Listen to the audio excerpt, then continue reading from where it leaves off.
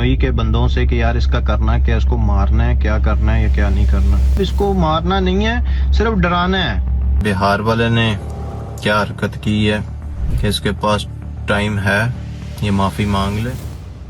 दुनिया बदल रही है दोस्तों। पहले गैंगस्टर गलियों के कोनों पर मिलते थे देसी कट्टे लेकर, फिर दौड़ आया अंडरवर्ल्ड के उन डॉन्स का जो समुंदर पार बैठकर फोन पर धमकियां देते थे। लेकिन आज हम जिस नाम की बात कर रहे हैं वो न सिर्फ एक गैंगस्टर है, ना सिर्फ एक आतंकी, वो है एक हाइब्रिड, मतलब असली boss, OG of Lahore, the original gangster.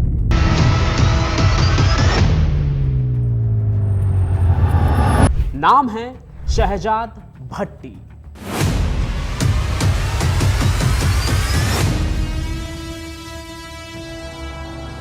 Press Bishnoi, तू कहना शहजाद भट्टी मरवाना है?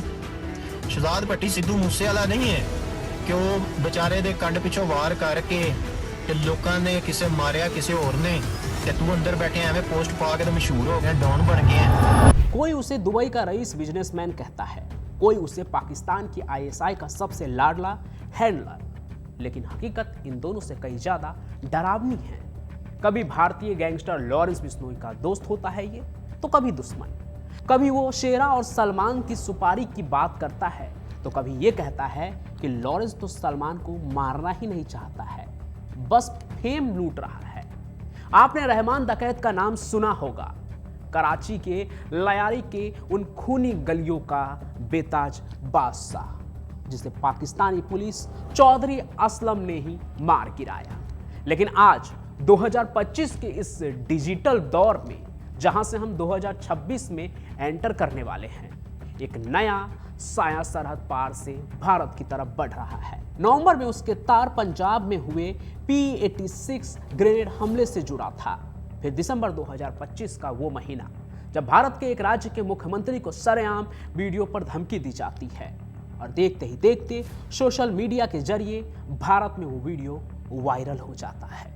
आज की कहानी किसी फिल्मी स्क्रिप्ट से कम नहीं है, लेकिन इसका हर एक शब्द सच है। ये कहानी धोखे की, सरहद पार की साजिशों की और उस क्राइम टेरर नेक्सस की है जिसने भारत की इंटरनेशनल सिक्योरिटी के लिए एक नया सिरदर्द पैदा किया है, क्योंकि मौजूदा वक्त में ये पाकिस्तान में रहमान डकैत का भी बाप है।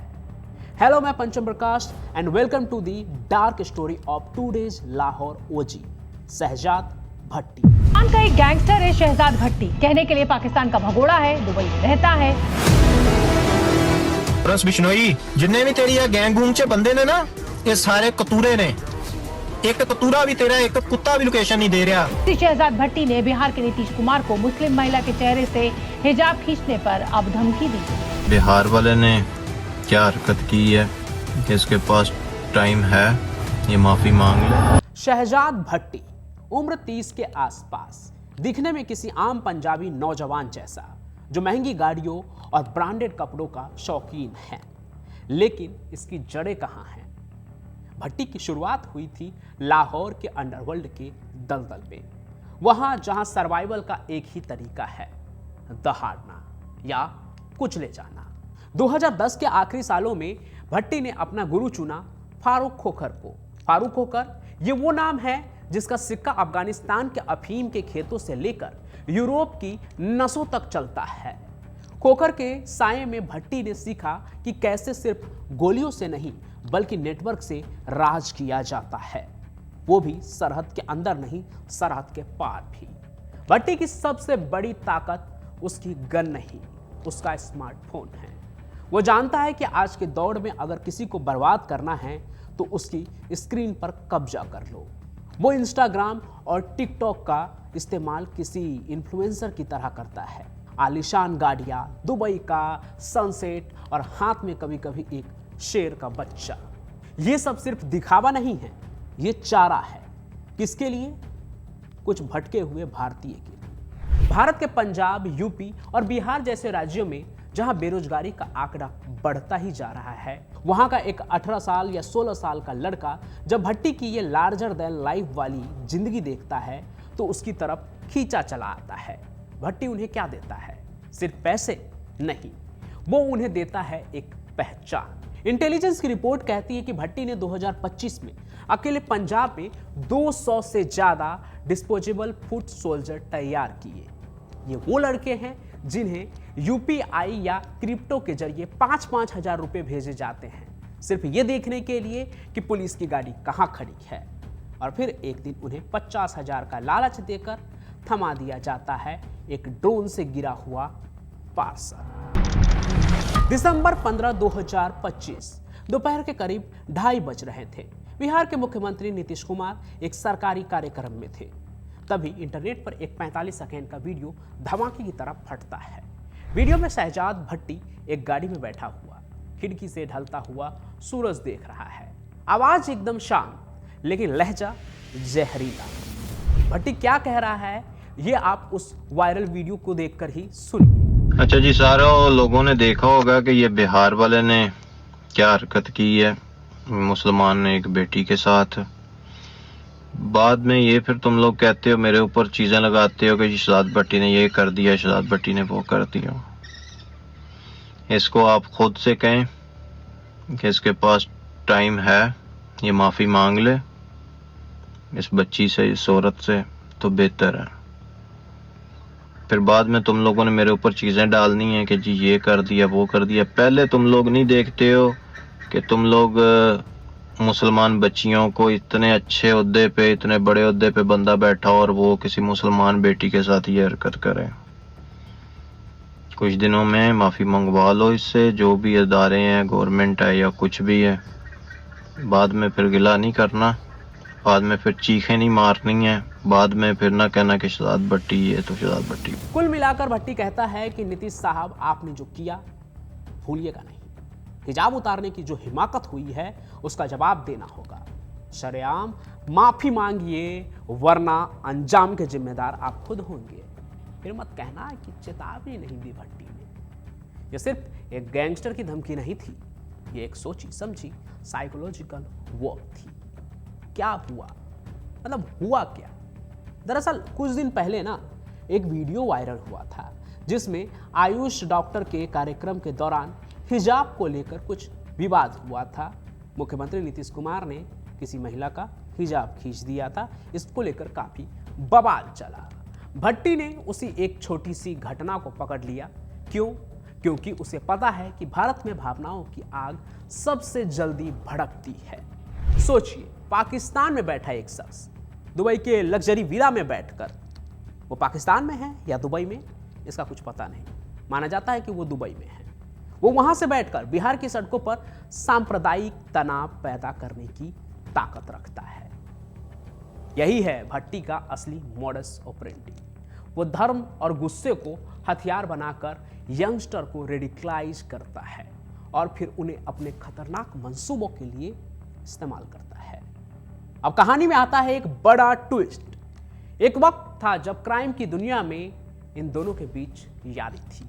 किसके बीच? शहजाद भट्टी और लॉरेंस बिश्नोई। 2024 की ईद याद है? मैंने कहानी भी सुनाई थी।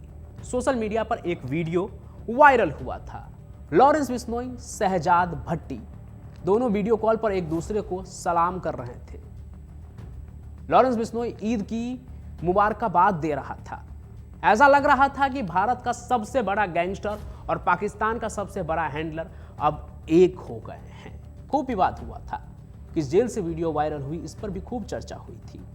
लेकिन अंडरवर्ल्ड में वफादारी की उम्र बहुत छोटी होती है। अप्रैल 2025 में कश्मीर के पहलगाम में एक आतंकवादी हमला होता है। 26 सैलानी मारे जाते हैं। उन्हें बेरहमी से मारा जाता है पाकिस्तानी आतंकियों के द्वारा। इस हमले के पीछे हाथ था लश्कर ए तैयबा के हाफिज सईद का। अब यहीं से दरार शुरू हुई। लॉरेंस बिश्नोई, जो खुद को एक नेशनलिस्ट गैंगस्टर की तरह पेश करता है, उसने शरेआम हाफिज सईद को धमकी दे दी। बिश्नोई ने कहा कि वो भारत के खिलाफ होने वाले किसी भी आतंकी हमले को बर्दाश्त नहीं करेगा। उधर भट्टी के लिए हाफिज सईद और आईएसआई उसके बॉस हैं। दोस्ती दुश्मनी में बदल गई। भट्टी ने बिश्नोई के गुर्गों को तोड़ना शुरू किया। उसने बिश्नोई के भाई अनमोल बिश्नोई को जान से मारने की धमकी दे दी।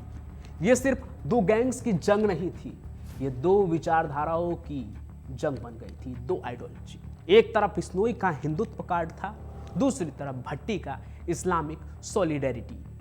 बाबा सिद्दीकी का मर्डर याद है ना? अक्टूबर 2024 दशहरे का दिन था। उसके पीछे का मास्टरमाइंड था जिशान अख्तर। ये जिशान कभी बिश्नोई का खास हुआ करता था, लेकिन भट्टी ने उसे अपनी तरफ कर लिया। जिशान ने मुंबई में गोलियां चलाई और फिर भट्टी की मदद से, कहते हैं कि उसी के मदद से वो अजरबैजान और वहां से कनाडा फरार हो गया। इसने हमसे बाबा सिद्दीकी मरवाने के बाद और छोड़ दिया एक जगह पे।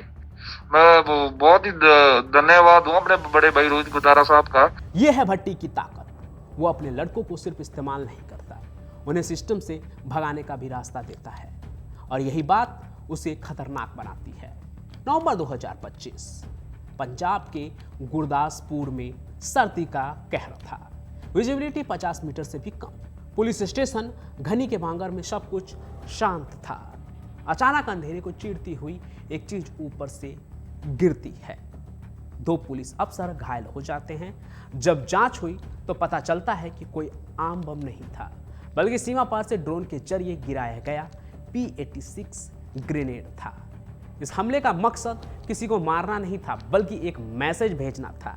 मैसेज ये कि हम जब चाहें तुम्हारी सबसे सुरक्षित जगहों को भी दहला सकते हैं। NIA की जांच में पता चला कि ये ड्रोन पाकिस्तान के लाहौर से उड़ा था।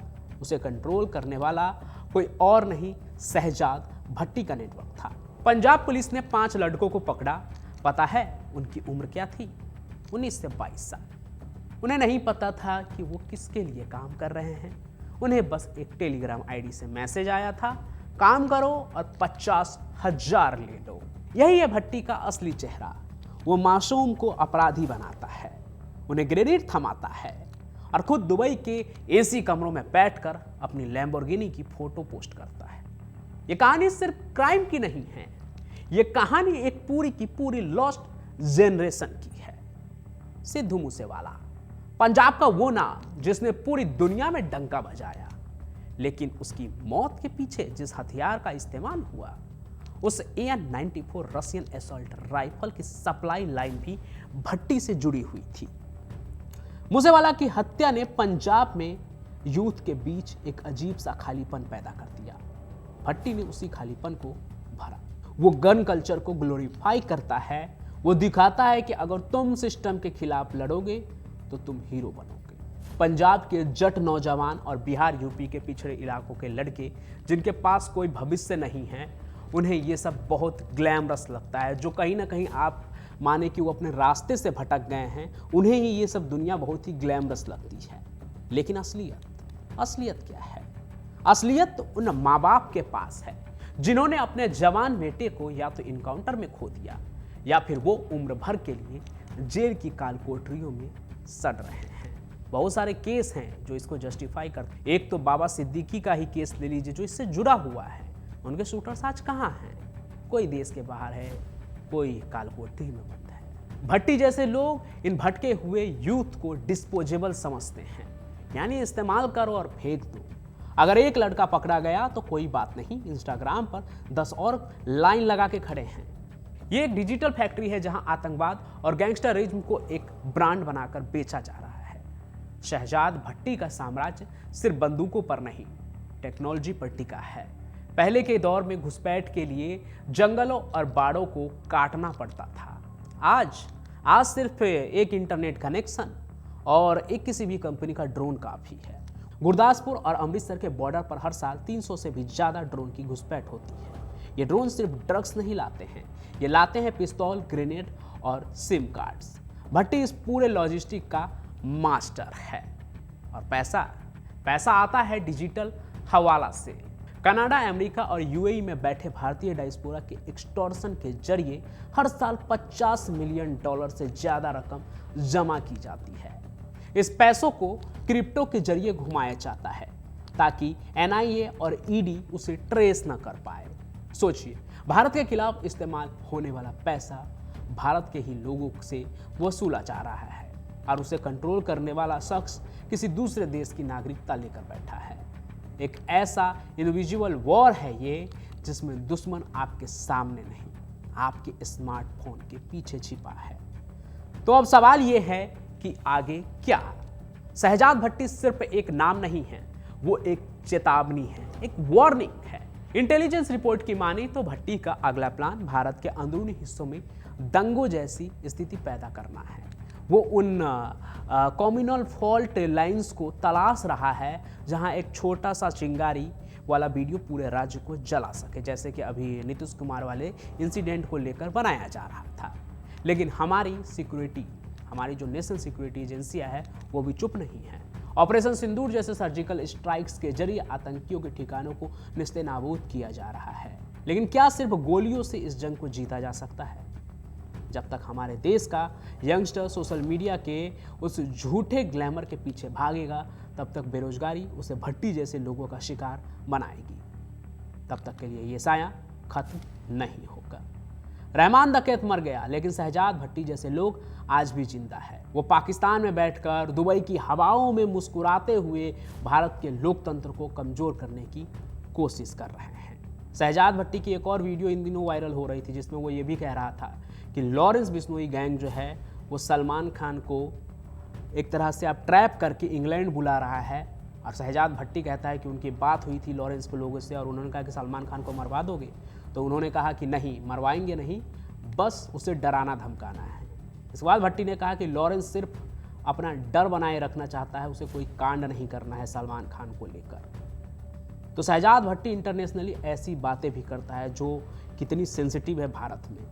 आप उसकी वो वीडियो देखिए, आपको समझ में। कुछ दिन पहले ना मेरी बंदों की बात चल रही थी शेरा के साथ कि सलमान खान को जो है कि लेके आना है इंग्लैंड शो के ऊपर, लेकिन उसको वहां पे शो पे बुलाना तो एक बहाना था।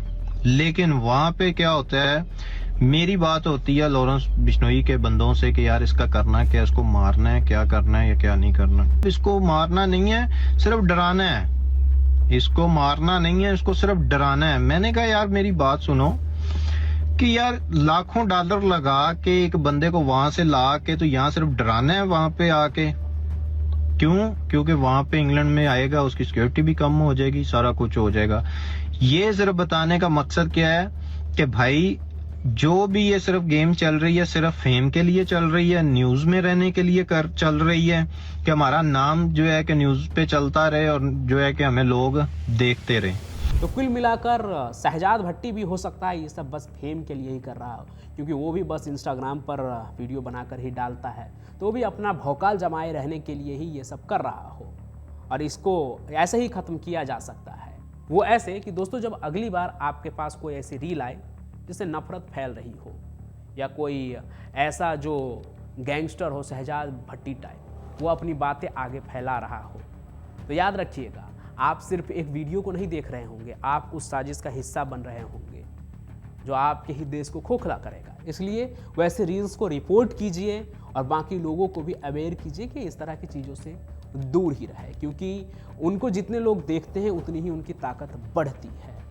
तो कुल मिलाकर अंत में यही कहूँगा, सावधान रहिए, जागरूक रहिए, क्योंकि ये शैडो आपके घर के दरवाजे तक भी पहुँच सकता है। आज की कहानी में बस इतना ही। आप जो भी सोचते हैं वो कमेंट में जरूर लिखिएगा। साथ ही साथ अगर आप मेरी ये बात सुन रहे हैं तो आप सभी का बहुत बहुत धन्यवाद, क्योंकि आप कहानी को अंत तक देखते हैं। तो आप कहाँ से ये कहानी देख रहे हैं और आपका नाम क्या है वो भी कमेंट में लिखिएगा, ताकि मुझे पता चले कि आप कहाँ से मेरी कहानी देख रहे हैं। और जब आप मेरी ये बात सुन ही रहे हैं तो चैनल को सब्सक्राइब भी कर दीजिए, ताकि हमें भी सपोर्ट मिले, हम भी मोटिवेट हो और भी ऐसी कई कहानी लेकर आएँ। मैं पंचम प्रकाश अपनी कहानियों के साथ आता रहूँगा। तब तक के लिए आप सभी का बहुत बहुत धन्यवाद। जय हिंद, जय भारत।